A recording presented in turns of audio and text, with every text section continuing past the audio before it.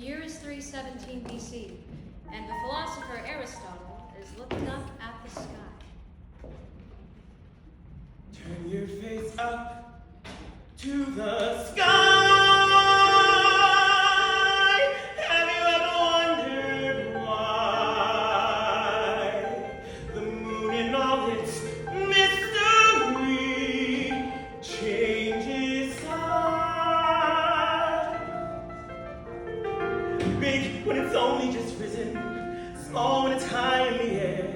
So different one could be forgiven for thinking they spotted a pair, but we're staring at the same moon. That's what I have found, staring at the same moon, and the logic's sound. Vapor, that's my hypothesis. The water in the atmosphere magnifies the moon's image to such size that it would appear we're not staring at the same moon. Reason would predict that we're staring at the same moon. Don't let your eye be tricked. Put your mind to the problem. The truth is revealed. There lies the beauty of the philosophic field. And our children will build on the wisdom we wield. Does it not confound the mind to a laughable, wondrous degree? To think every person alive from now till forever will be staring at the same moon. The year is 1960. The vision psychologist Lloyd Kaufman is looking up at the sky, and the world is about to discover that Aristotle's theory about the moon is a crock of shit. Okay, stay with me. Size constancy is one of the earliest lessons for a developing brain. Items appear big or little, but the very same items remain. The orange is this big exactly, despite what your sight might display. The orb doesn't get any smaller, it merely gets further away. We apply this every day to oranges, people, and cars, and that works out okay until we look up at the stars. Size constancy, our unconscious brain isn't wired to grasp something that never ends, and so you perceive that the sky is shaped like a contact lens. The sky straight above you seems closer than the sky at the edge of your view.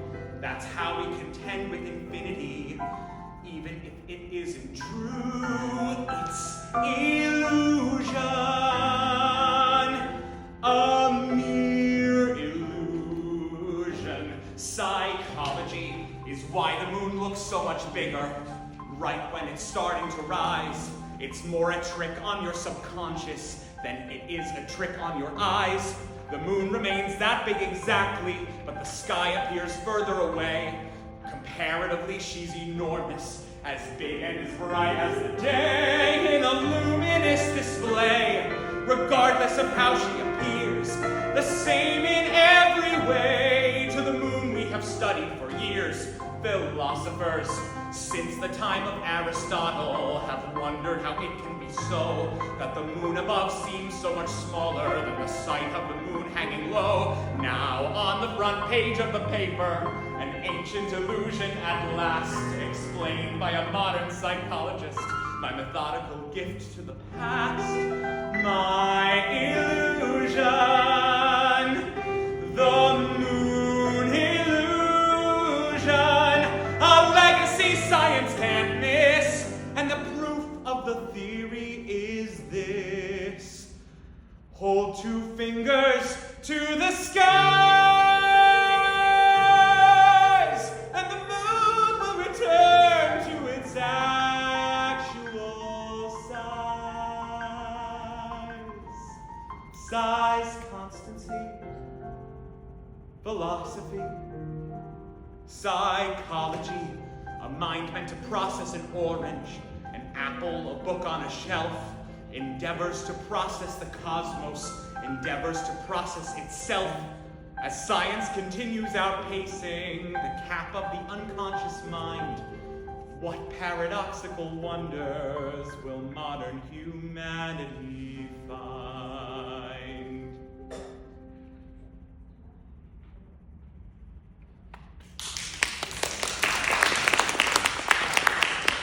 The year is 2024, and my father and I are looking up at the sky. Wow. Partial eclipse, huh? You know, we really should get a telescope out here. Actually, you know what? They're not your grandpa's binoculars. It's hard to focus. You want to try? It's big, isn't it? It's almost like Grandpa is saying hello.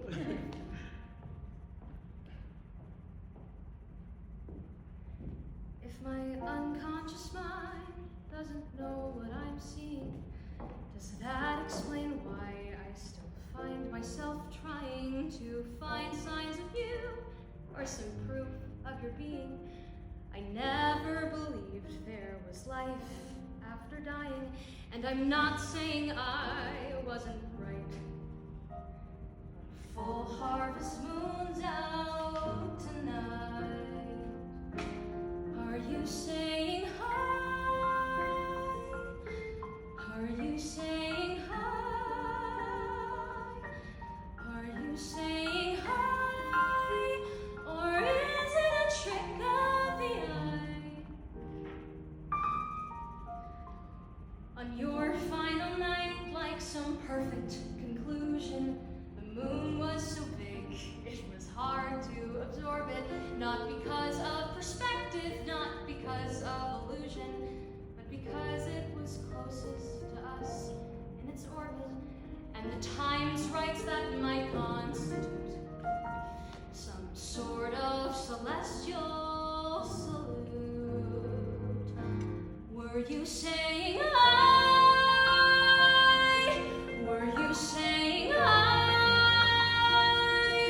Were you saying I? Or is it a trick of the eye? Will we meet again someday? Or is that the stuff of dreams? Are you really far away?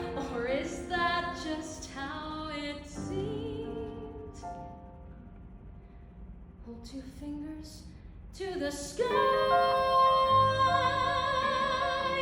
and the moon will return to its actual size. If a mind can be fooled by an object at distance, and if the mind's eye can be flawed and defective, can one really define something like non-existence? Who's to say death's not subject to perspective, so I might not be seeing you soon. But if you're still as real